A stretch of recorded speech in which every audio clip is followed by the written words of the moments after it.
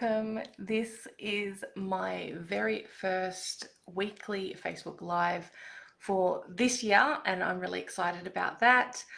If you are joining me, please let me know you are there. I've got a note here saying, it was saying that I had been live for 376 minutes. So I thought that was a little bit strange. Maybe you were watching me doing a little bit of a meditation and maybe even in my pajamas this morning. Hello, Jody. I can see you there. Welcome, welcome. If you are there, please let me know where you're joining me from. If you know the Aboriginal country that you are coming from, if you are in this place commonly known as Australia, please let me know if you do know. I myself am coming from Whadjuk country, but I will get into that in a little bit once we do an acknowledgement of country. But first of all, I want to welcome you to this live. This live is on white privilege in business ownership. So I will be doing lots of lives over the year. As I said, I will be doing them weekly, and they're going to be all different kinds of topics around inclusion, diversity, equity, allyship, and all that good stuff. So Jody is on Ngunnawal country. Beautiful. Thank you so much, Jody, for letting me know. Now, also, I've got a tip thing coming up here that says, share this special link with your audience, and it's something to do with stars. Now, I don't know what it is, so I'm just going to share it in the comments. It's a link because there's something happening with stars and lives, and I don't know what it is, but we can experiment and play together. If there is anything that you're enjoying along the way, please don't forget to use the reactions along the way, because it does actually help in this world to reach more people and to show Facebook that this is actually content that you're liking. So with that said, please let me start with an acknowledgement of country. So I, Louise O'Reilly of the Wadawurrung Noongar people, acknowledge the Whadjuk people of the Noongar Nation as the traditional and ongoing custodians of the lands and waters on which I'm coming to you from. I pay deep respects to the elders here and thank them for their community leadership and everything that they do. I also want to acknowledge the custodians from the lands on which you're joining me from and pay respects to the elders in whatever title they refer to themselves in that space. So, as I said, if you are joining me, please let me know that you are there. These lives are going to be more interactive lives, so I do want to have a bit of conversation happening along the way. And with that, I will get into the very first part of what I want to be sharing on this particular topic, and that is, what is privilege? So privilege is something that can quite often be confused or confusing for a lot of people. And the name itself is quite elusive, is not the word. It is misleading. Privilege is misleading because there are a lot of people who have privilege, and it doesn't feel like it's a privilege to have those particular things. So let's just back it up a second and let's talk about, so privilege is something that you have, that you're born with, you're born into. It is not something you have earned. It is not something you've had to work towards achieving. It is not something that can be given or taken away. It's something that you just have. And you just have it based on a particular system, the privileged system, which is a social system that Western society lives in, that basically grants you that privilege. Now, what privilege means in terms of a practical space is, if you have privilege, what that means is you do not have to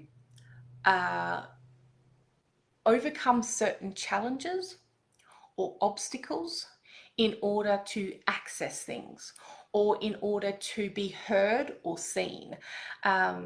You don't have to go above and beyond to get the same level of something from someone else. To get either attention, but attention is in like, I've heard you and I see you, not attention is as in an egoic look at me attention, but also just accessing things like basic human rights, accessing services and things like that.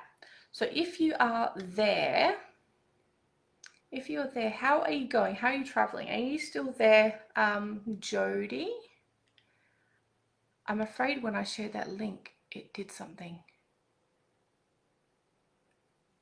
Yeah. Stay with me. Don't go on that link until afterwards. And also stay with me because I'm going to be giving a giveaway at the end of this too.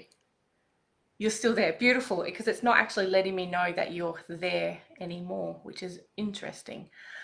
Okay, so how are you traveling with that? Is that feeling good? Have I explained that adequately in that aspect?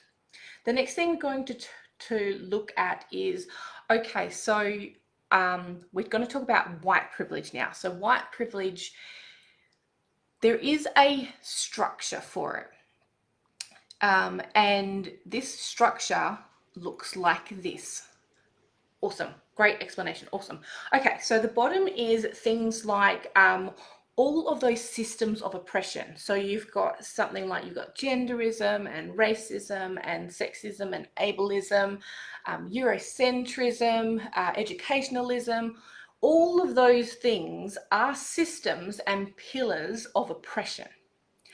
And they form the basis of discrimination for this privileged system. Now, if you have all of those lined up alongside each other, they are all interlinked, they're all interwoven.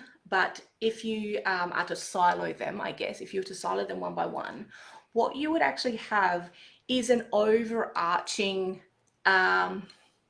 construct or controlling ideology on top of that.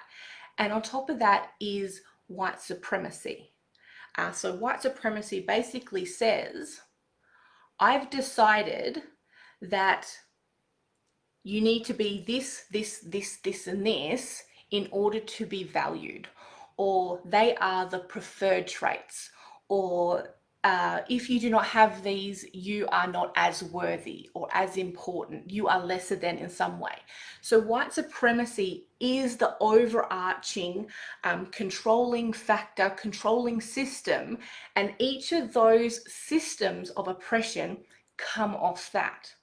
So the basis of all this oppression is based in white supremacy and white culture.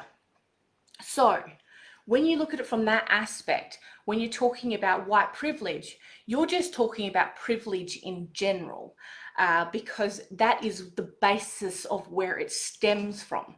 Now, I know a lot of people feel quite confronted with the term white supremacy, and in all honesty, you should. It makes my blood crawl thinking about it. And I think about this a lot and I talk about this a lot, although I haven't used these particular words, but I do want to start calling things what they are. And so we can actually start deepening the conversation around white supremacy. Hashtag you should. Yeah, thank you, Jody. And with that, I also want to say, there is nothing wrong with being white. That is what you're born with. There's nothing wrong with it. It is nothing bad with that. That's not what I'm saying. If I was to say that's bad, it would be the same as me saying it's bad that I'm Aboriginal, and it's not. What I'm saying is there is a culture, or it is a white culture. It's not really a culture, and I'll explain why a bit later, but the culture of whiteness is something that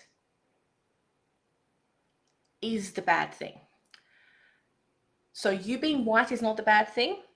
Subscribing to and participating in white culture and white supremacy is the bad thing.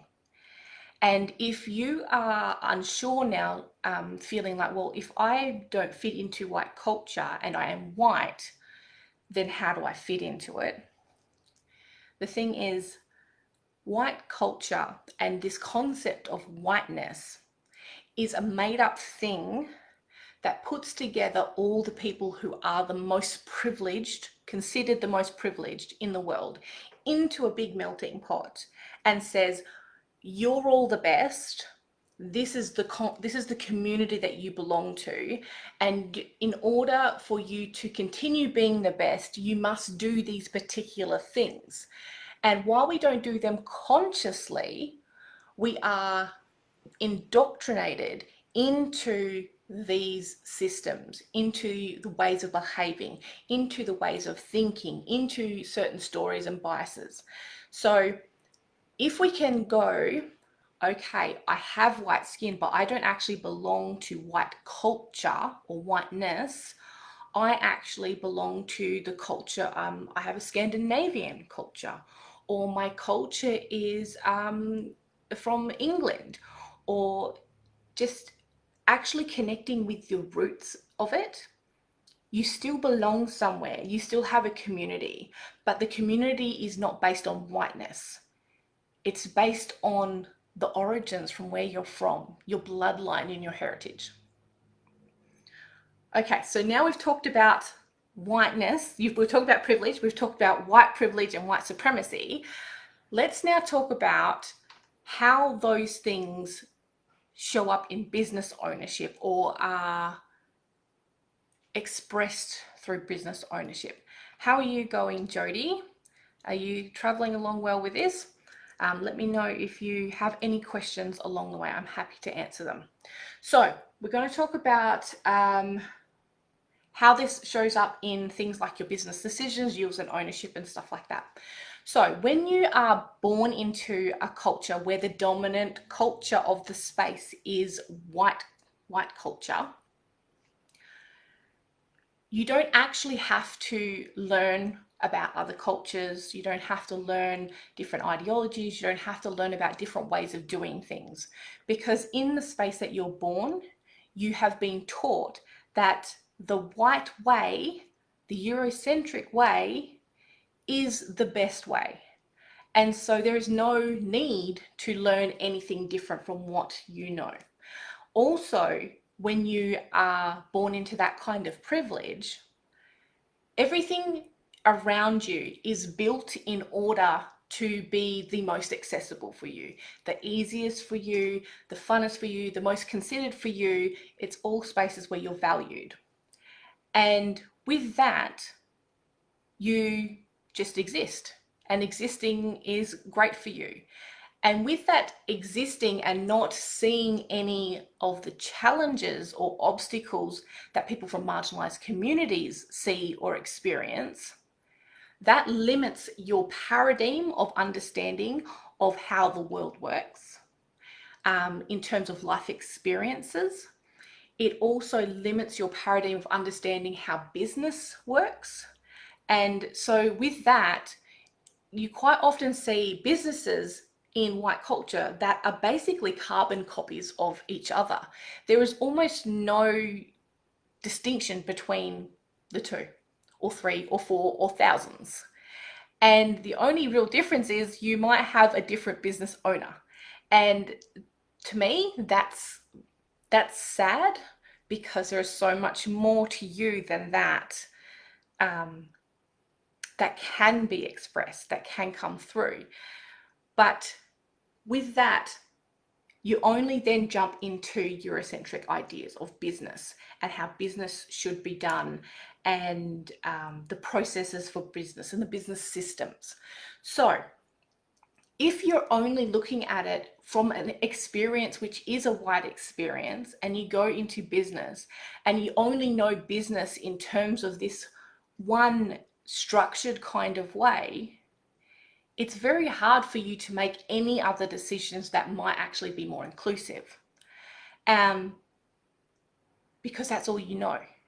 So this is coming into the grounds of knowing knowing what you don't know, or learning to know what you don't know, or hearing about things that you don't know. And there is a lot that we all don't know. But if we come into it with a real curiosity of what don't I know about inclusion, or what don't I know about marginalized people, that could help me make my business more inclusive, or that could help me make my business more accessible. What am I doing that might be showing that I'm biased or prejudiced in some way? And being willing to explore those things within yourself, knowing that it doesn't make you bad, it doesn't make you wrong, it doesn't do anything like that. It's bringing awareness to something and then giving you and empowering you with a choice to make decisions on whether you want to change that or not. So, how's that going? Do you have any questions? I'm just going to check the comments. Great explanation. Contemplating your culture. Oh, I love that. And this is something really, really beautiful that I want to start talking about more. And I'm calling it reconnecting. And reconnecting is actually one of the 4 aspects of doing the work. And reconnection is reconnecting back to your bloodlines, reconnecting back to your ancestors, your heritage. It's connecting back to your culture, your customs, and really seeing what your family story is along that way, and seeing how that story then comes and contributes and gets to the point where you are part of the story. Now, this story, it doesn't end. This story also continues on with your own children and your grandchildren. So you're making up this part of the story, and it's a really great question to ask yourself: what kind of story am I creating for future generations? And it's a great question to ask. Am I being a good ancestor? It's something that I ask a lot of myself. Am I being, ooh, yeah, that hits me in the feels. Am I being a good ancestor to my children and my grandchildren and future generations?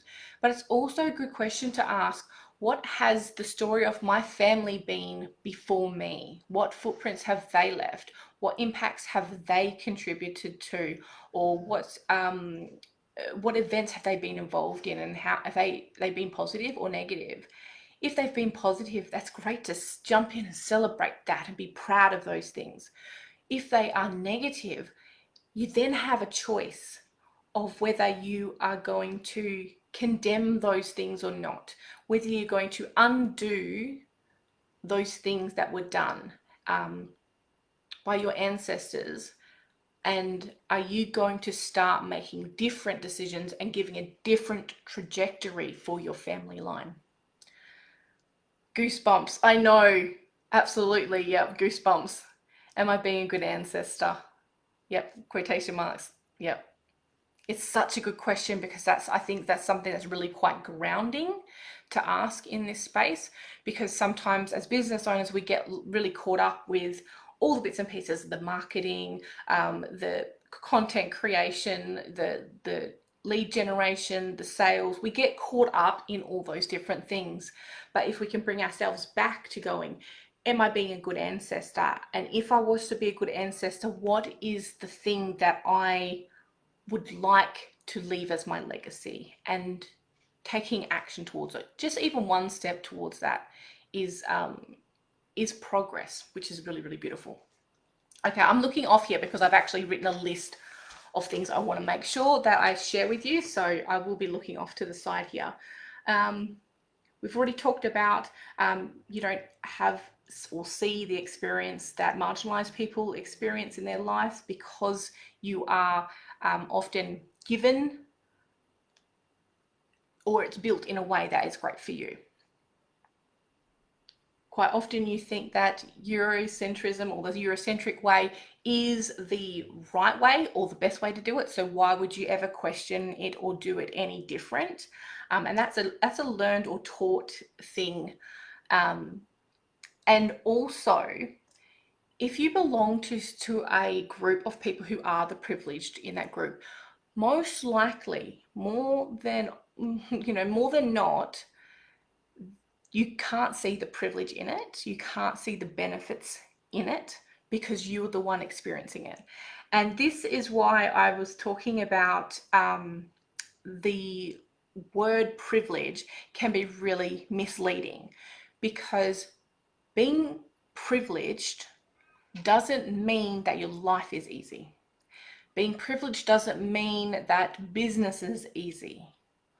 All it means is that you don't have to go through the hurdles, the obstacles that people who are marginalized need to go through in order to access the same standard of stuff, or do the same things, or apply for the same things, or be accepted into the same things, receive the same things. So you're not having to do that additional amount of work. And for people who are on the oppressed end of that scale, you certainly do look privileged. So it's from the perspective of the oppressed people and not from the perspective of the privileged people. So if you can conceptualize privilege, each of the different privilege has spectrums. So I'll give racism is one, for instance. You have one side which is the oppressed and one side which is the privileged, and there's a whole spectrum in there, and the perspective is from the oppressed end.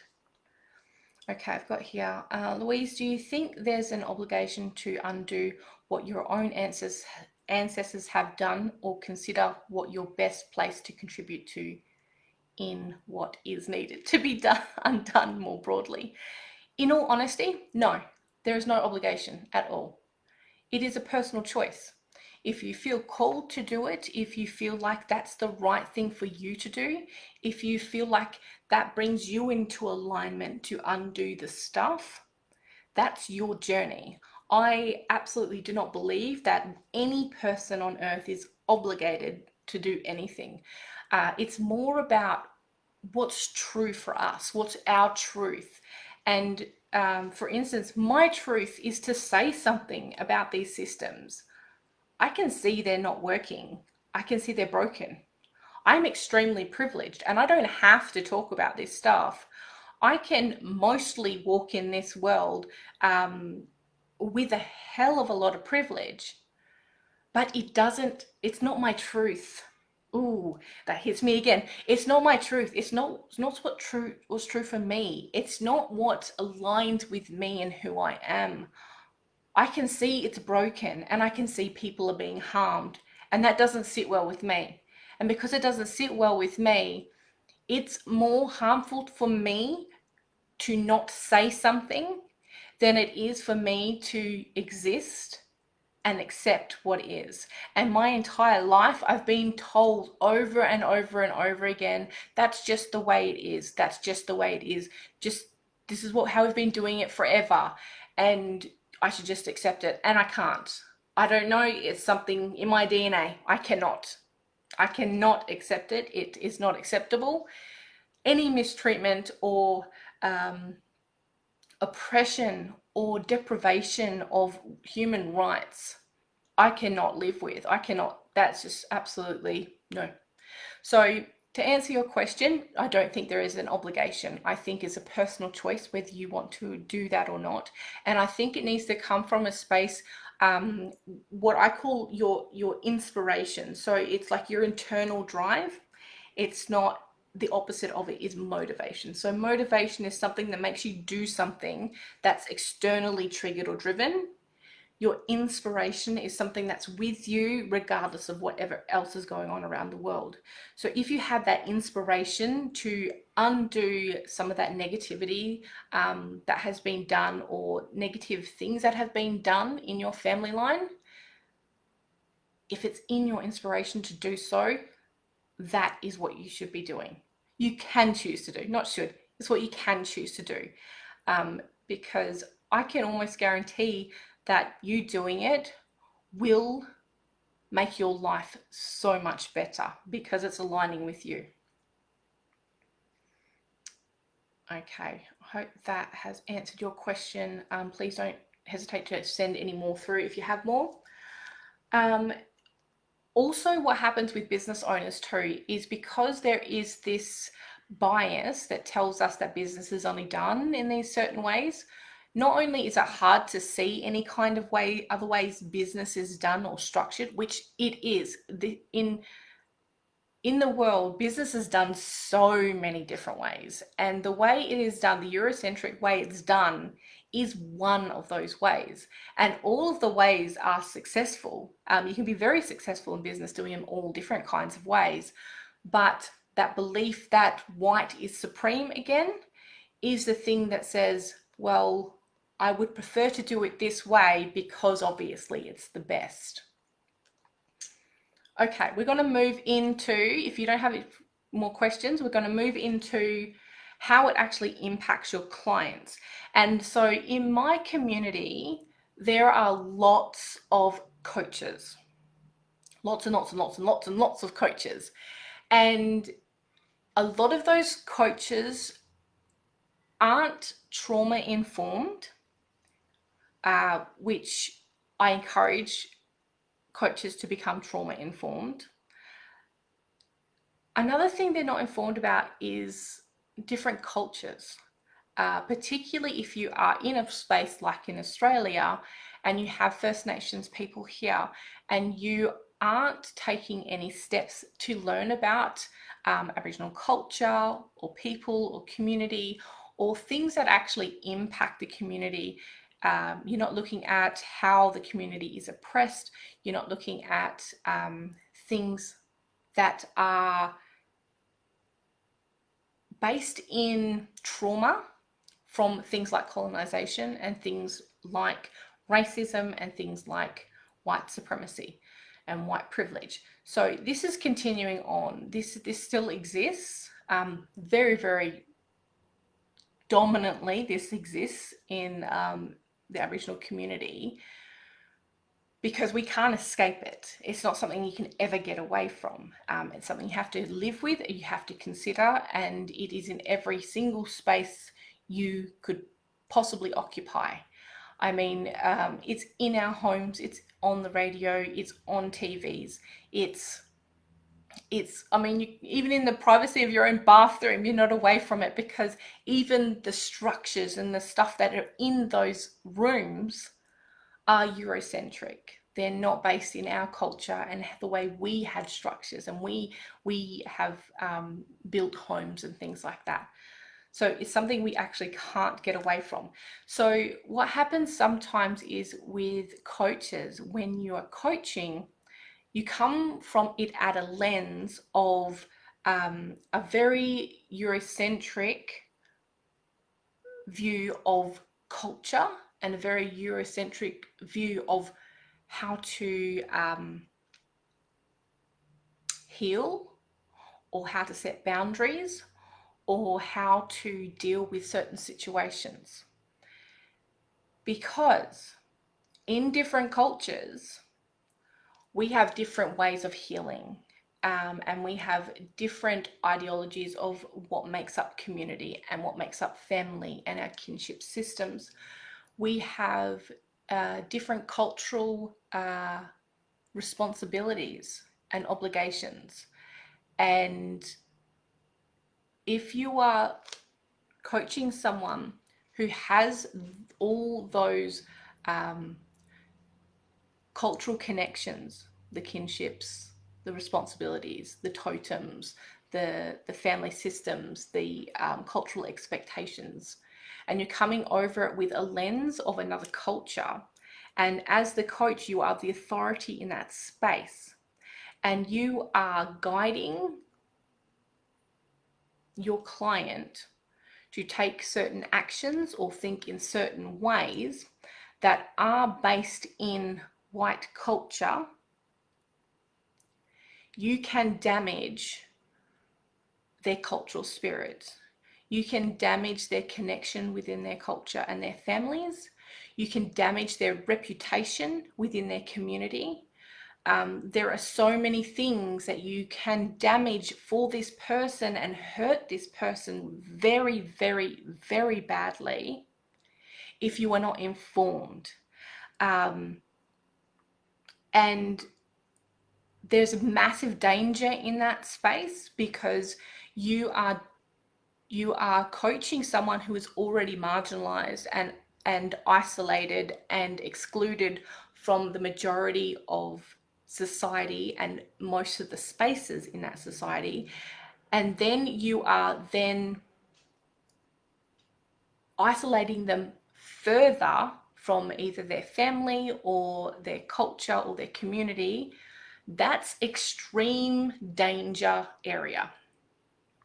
So it is vital, if you are a coach and you would love to work with people from different cultures, it is vital for you to, what I say is, doing the work to be informed about that culture and doing the work to undo the ideas of white supremacy or ideas of Eurocentrism in your mind, and in your coaching practices.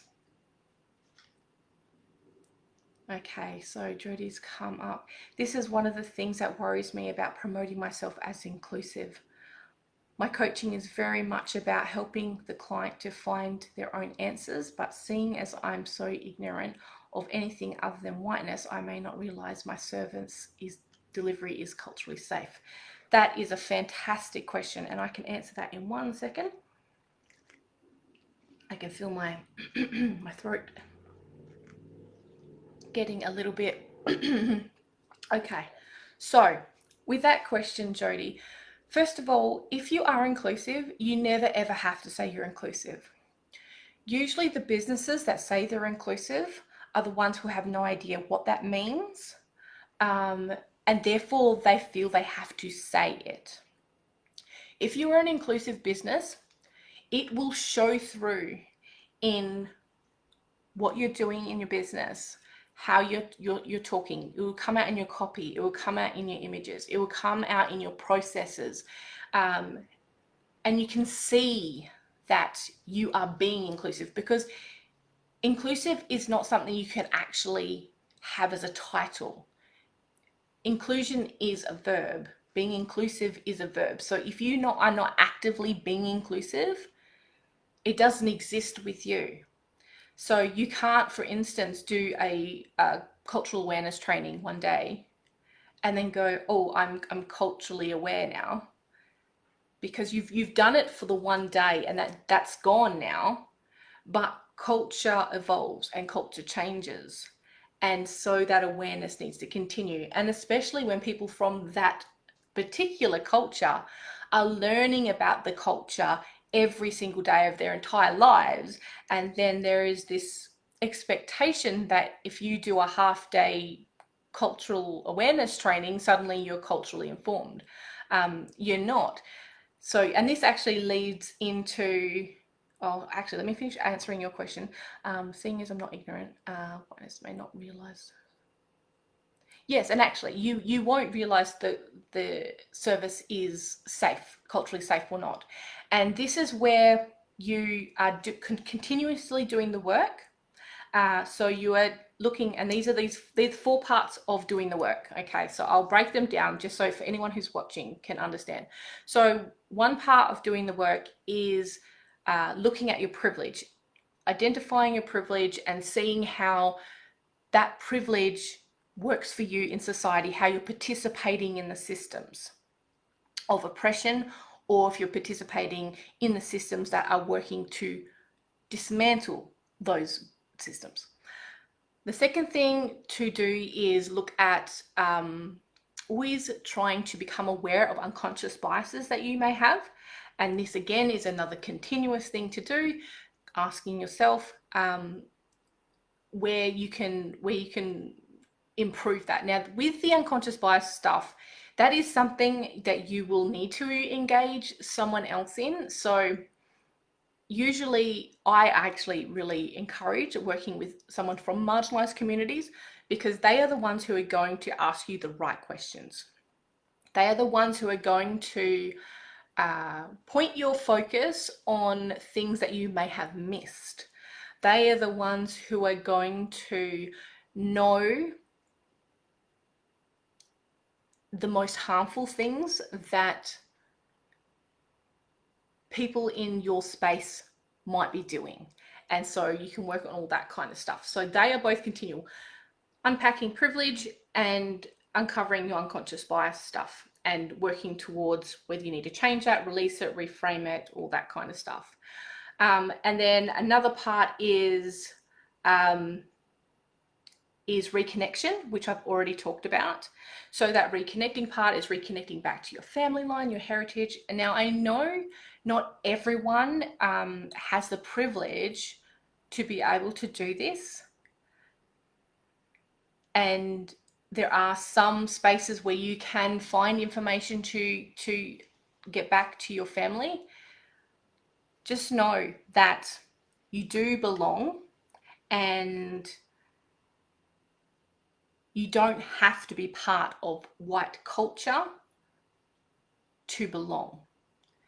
You still belong with everyone. You still belong. So I just want to acknowledge that sometimes finding those heritage lines and places of origins and lands of origin aren't always possible. And I see you. And then the last part of it is the action taking. So I'm talking about action taking in a two-pronged approach. So action taking in terms of, okay, assessing everything you've just learned from your privilege, your unconscious biases, and your heritage, and then assessing, okay, so what am I actually going to do? How am I going to change my behavior? How am I going to interact different socially? How am I going to express my business differently? What systems need to change in my business? How do I need to change my language so it's more inclusive? So it's the action part of that. And then making sure you're actually taking the action. So you are changing your behavior, you're changing the way you express things in your business to be more inclusive. So that's the self part of that action taking. There is another part of that action taking, which is listening to marginalized communities and voices and movements, and taking action to do the things that they're calling for, to make those positive social changes and positive social impacts. So I hope that's answered that one. Now I've got another question that has come through. How do we become trauma informed? Yes, so thank you so much, Joni, for that question. That is exactly the same way. It's doing those 4 things, which will help you unpack that privilege and you become more trauma informed, particularly engaging with marginalized businesses or spaces similar to mine that are talking about inclusion, or activists who are talking about certain things in certain industries or certain spaces in society, and listening to them. And the more you listen to those stories and then add them back into your own understanding of how everything works, will help you to stay a student, because you're never going to become a master at this. This is a journey of being a student always, because if you are from that privileged end of that spectrum, the masters are the people who are oppressed.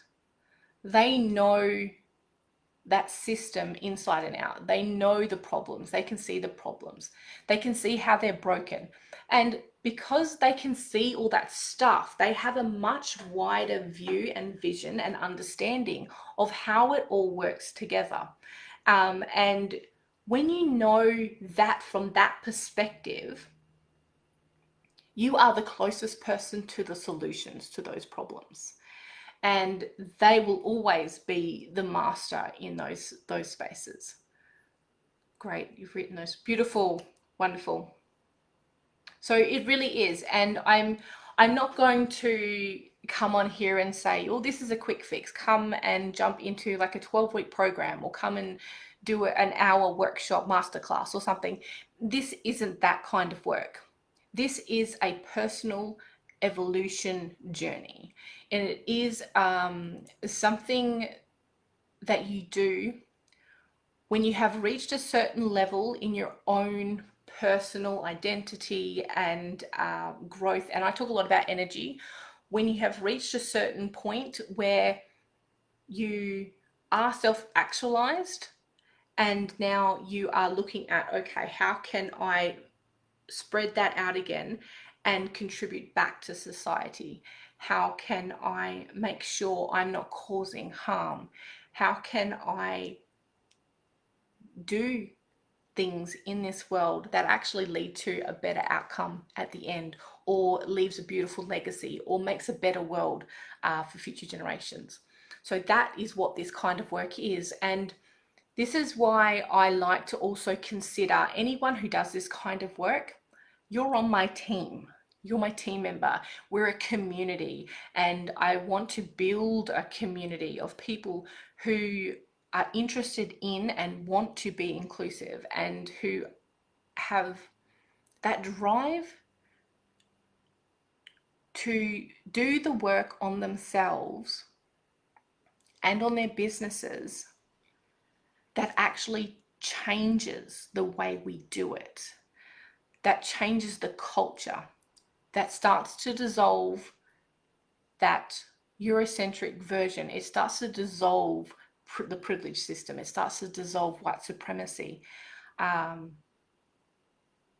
That's the community that I want. Hashtag on Louise's team. Yay! Oh, it's a big, beautiful team. I tell you what, could you just imagine if people started reconnecting with who they are, who their family is, their customs, their rituals, their family stories, their family recipes, their, all the bits and pieces. And could you imagine having that being expressed through a business? But then, so that's an inclusion of self, an inclusion of family, because something that I can see from my perspective is that people who identify in white culture, or who don't understand what their culture is, you have been robbed. You have absolutely been robbed of something so rich and so beautiful that is part of you, but you don't know it. It's everything. It's life. It's the music, it's the food, it's the art, it's the dance, it's the kinships, it's the connections, it's the rituals and customs, it's the clothing and the jewelry, it's the language, it's everything. And if you identify in white culture, that has all been taken from you. And I would love for you to have that back. And it's possible for you to have that back. And then on the other hand of it, wouldn't it be beautiful to have businesses that are inclusive, that consider all the people within their niche? So I believe in having a niche because I believe in totem systems. And you're here for a particular reason, to help certain groups of people. I believe that. And so wouldn't it be wonderful if you could include all the people in your niche? Because there are people who need your help and want your help and are your ideal clients, who are oppressed, who are in that oppressed group. And some things that you are doing in business may be making it hard for them to access you. It may be making it hard for them to want to work with you because they don't know if it's safe to work with you. It may be hard for them to make a decision if they want to work with you because they don't know if you get them or understand them, or are going to value them and their life experience and their belief systems. So there is just so much to this. How was that, Joni? Let me know if you have any more questions with that. Let me just have a quick look at my notes and a sip while I do that. And not only that, when you are in the space and you are someone like a coach, that authority figure, you have the ability to mold the way people think about certain things. They have come to you with trust. They've come to you with trust, and they've come to you with vulnerability, and they've come to you with that expectation that you have greater wisdom or levels of advice or processes that can help them in their situation. And with that, there is a massive amount of responsibility, because you can unintentionally be indoctrinating them into the beliefs of white culture. And that is, people from marginalized communities are not immune to it. We have internalized hate towards ourselves. We have things like internalized racism and internalized colorism. We have all that because there is constantly messages from every aspect of our lives that are telling us that white supremacy and that white is supreme in some way. And so we've got to also do the work to undo that belief about ourselves, which can be difficult. And this is often comes through as things like intergenerational trauma and stuff like that. So learning about intergenerational trauma is also a great way to inform yourself about trauma, because it absolutely is passed through the DNA, certain types of trauma. And a lot of people in marginalized groups are doing the work, doing very, very deep work, very, very hard work to try and undo that intergenerational trauma, so that they're breaking that chain and not passing it on to their children. And this is also why one of the reasons it's not okay to ask marginalized people to give you advice or teach you about certain things. We've got a lot of work to do on ourselves and our families just to survive and to make sure we're not passing on that trauma, or we are caring for family who are dealing with the impacts of colonization or the impacts of those oppressions. This is why engaging in someone who, like me, who is putting up their hand and saying, yes, I am ready, come to me, ask the questions, do the work with me. I am openly saying, let's talk about this, and let's talk about how you, as someone who is working or wanting to be inclusive, let's talk to you, someone who is from the white community, and let's see how you can be more inclusive. Let's see how you can change the way you're doing things. Or I like to say innovate, because it's change makes it seem like it's, and lots of people are afraid of the word change. Change makes it seem like it is not good. I don't know. There's a feeling of not good with it. You're innovating because you're making it better. It is absolutely better if you do it that way. Okay, just checking the comments. No, beautiful. Okay, so also with that, your client won't be attracted to your business. If you're not inclusive, they just won't come to you. So you lose out on helping the people you're here to help if you're not being inclusive.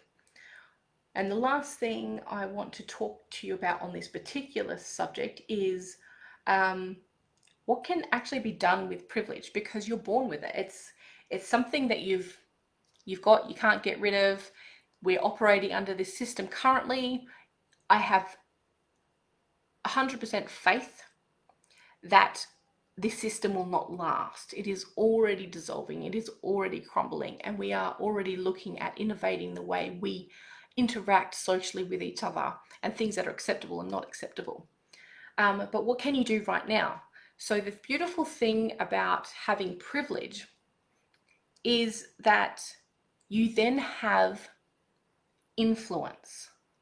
If you're privileged in a certain oppression privilege spectrum, you have the capacity and the potential for influencing people in that space. So for instance, if you are, let's do a sexism spectrum. So you've got one end, you've got a male who presents as masculine and feels masculine, and at the other end you have someone who is female and presents as feminine.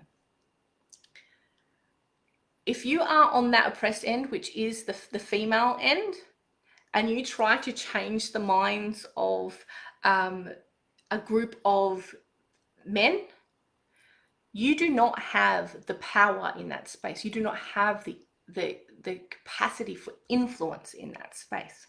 So it's really good to know the spaces you do have privilege in, and know in that space you can influence innovation there. You can influence positive social change in that space.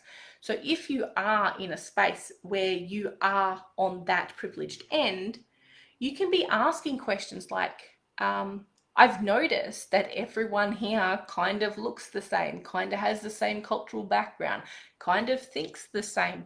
Do you think that maybe we are missing an opportunity to enrich this space with a bit of diversity? Or is this a space where you can add things to be more inclusive? So I'm talking about creating the space for inclusion. So making sure there's a seat there for people who identify differently before they ever even get there. So you can start doing that kind of stuff. And the more layers of privilege you have in a space, the greater level of influence you have. People listen to you in that space, and you'll have power in that space. So privilege allows you power and the ability to be able to create positive social change in that space. So that is how you can do it as a business owner. And certainly as a business owner, you have authority with the people who follow you. You have authority with your clients. You have a sense of power in spaces where you are the Facebook group owner. You have power and influence in those spaces. So it's your choice how you want to harness your privilege. You can just exist the way you have been existing, and I place no judgment on that. You can choose to harness that privilege in order to create positive social change or to create space of inclusion, and that is your choice. And that's again coming from that inspiration from within. Okay, have you got any more questions? How are you going with that? Excuse me.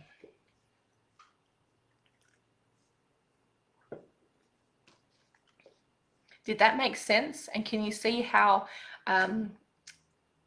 business can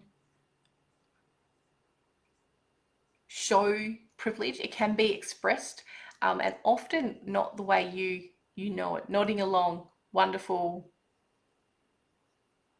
beautiful. Okay, so with that, I've just basically talked about the what it is kind of stuff. The thing with privilege is it is particular to you as an individual. You can't just talk about it on broad terms in business and go, well, businesses do this and then you'll be inclusive, or businesses do this and then you'll be harnessing your privilege.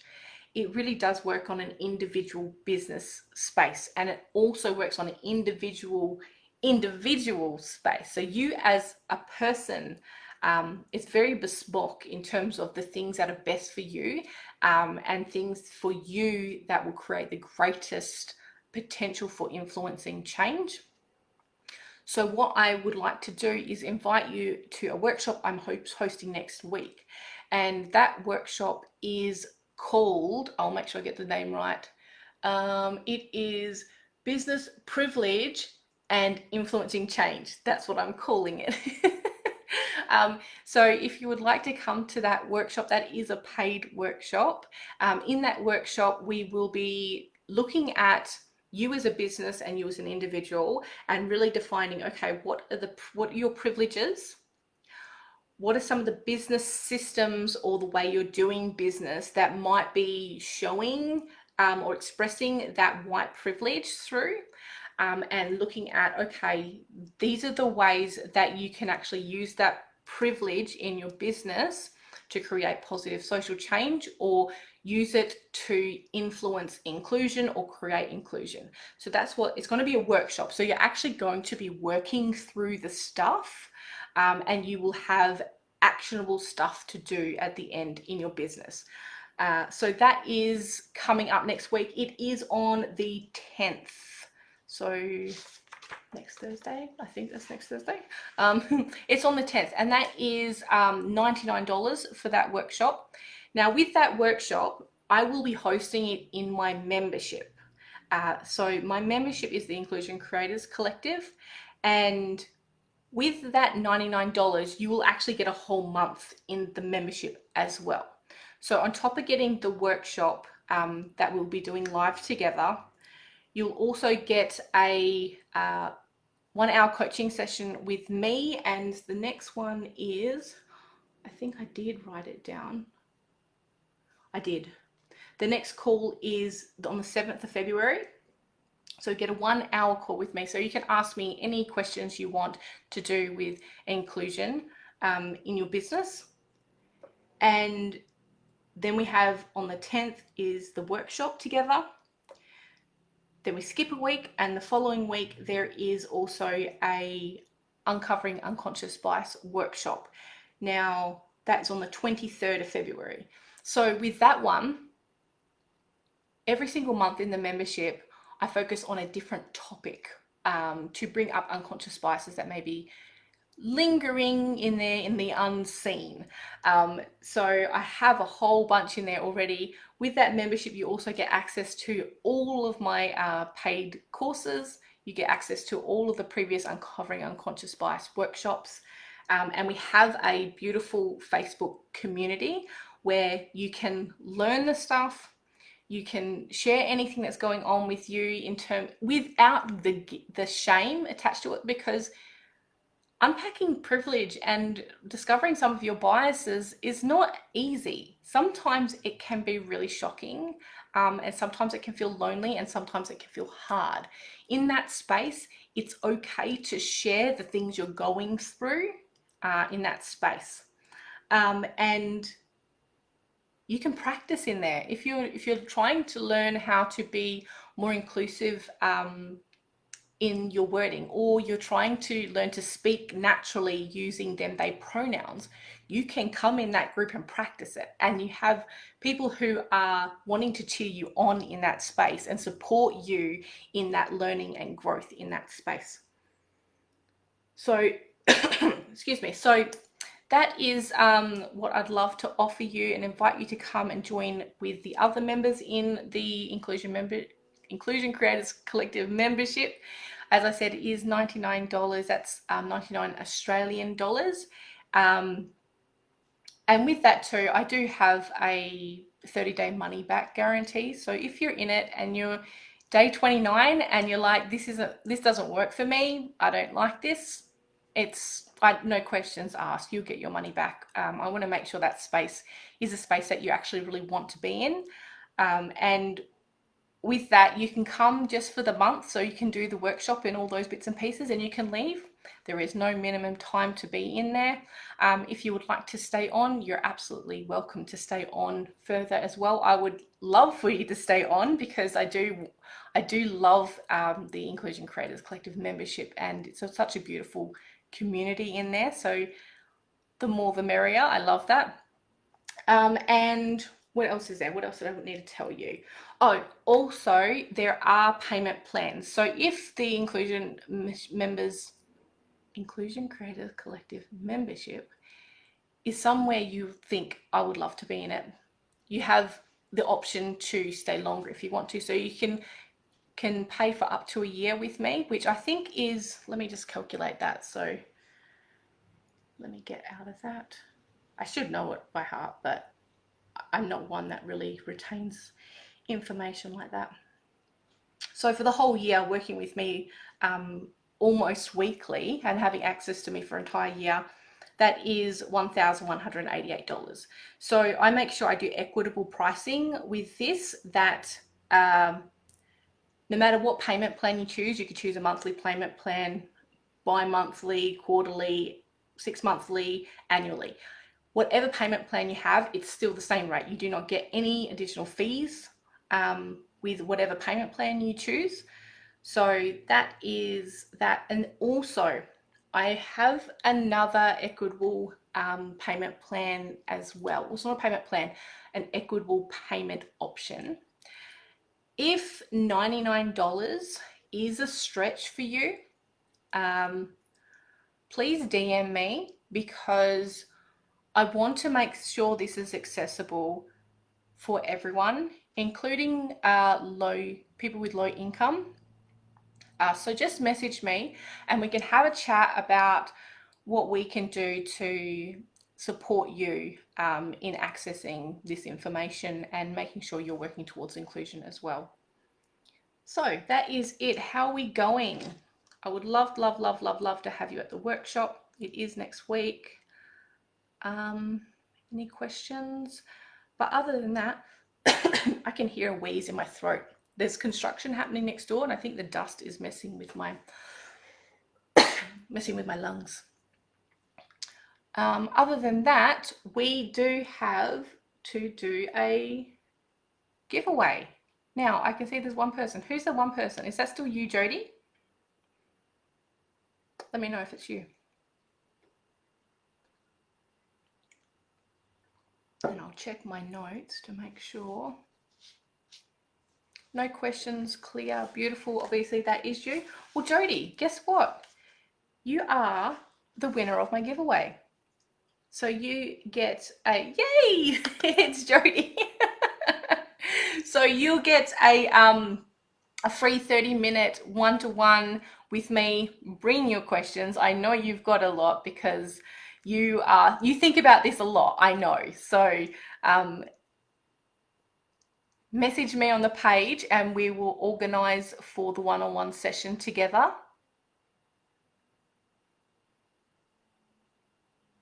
And then we will have some fun there. You do have a lot of questions. Having a lot of questions is amazing. I really love people who have lots of questions. I think partly because I know they're a bit of a rebel. Because if you're asking questions, you're just not accepting what is. You're asking questions and you're wanting to know why. And probably you're wanting to know then, why is that so? And if it is so, why can't it be changed? Does that resonate?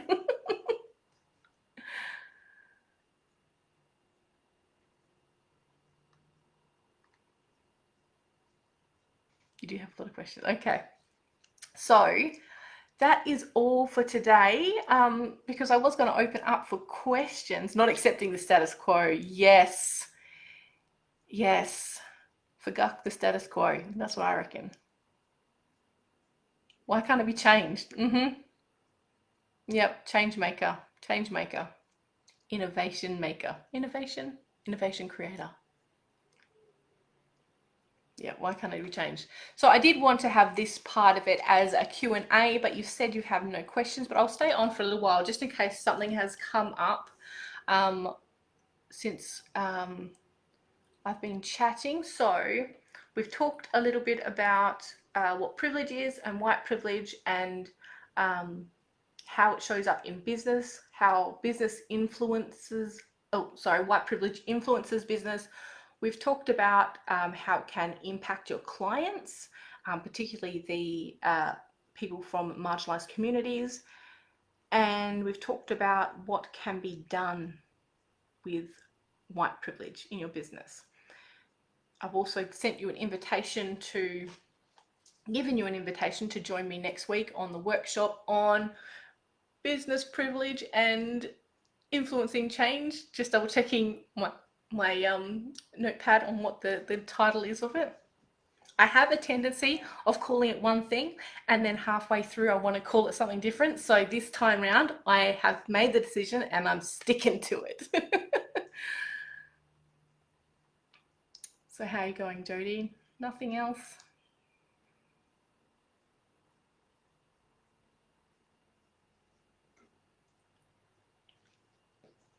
I even got these little what do they call it? Embossing craft little butterfly things. Can you see that? Because if there were a few people on the live, I was going to do like a number draw and write the number on. Guess what number and then I could have my little butterfly. And I was really excited that they were butterflies. I was going to do hearts because in my mastermind, when we go through and we have all the people in the mastermind together, I actually draw everyone's name. So we randomly get drawn and they're on little hearts, purple hearts. But when I found these, I thought, oh, it's perfect for my business because butterflies. And it's also the dreaming here. Bindi dreaming, butterfly dreaming. It's butterfly is very, very symbolic, important to me. It's number one. It is number one. You got it right, Jody. So you're number one. All right, I see there's something else that's come up here. Would it be appropriate to have a note somewhere, maybe on a newsletter or welcome email, to say that if you have any questions, to check if my services are safe for your question, is welcome and I'll be open. You can put something like, I am actively or consciously working on inclusion, and I'm working on unpacking my privilege and identifying my biases.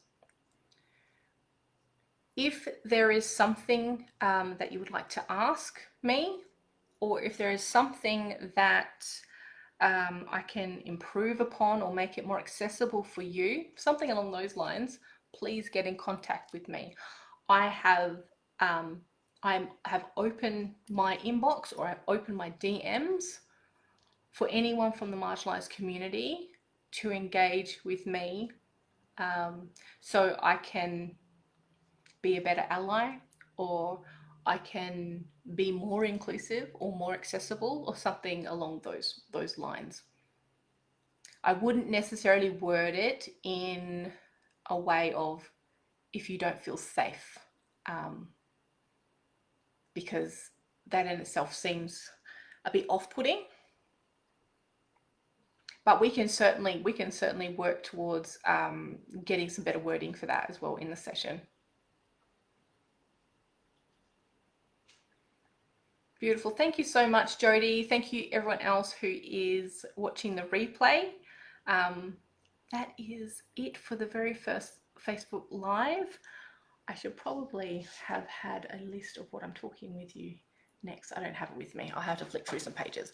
But I will be announcing today the next topic for next week. The next week one will be on Thursday. Unfortunately, I cannot do it on a Wednesday because I already had a previous client book in on that day. So the next one will be on next Thursday, and it will be similar kind of topic to this. Uncovering privilege in business, I think it is. So I hope you can come to that. It will be announced and the event will go up later on today. Sending you so much love, and please don't hesitate to ask any questions, anything that came up from this live. Please, my DMs are open if you want to learn more about the Inclusion Creators Collective, or about the equitable pricing option for that. Please, my DMs are open.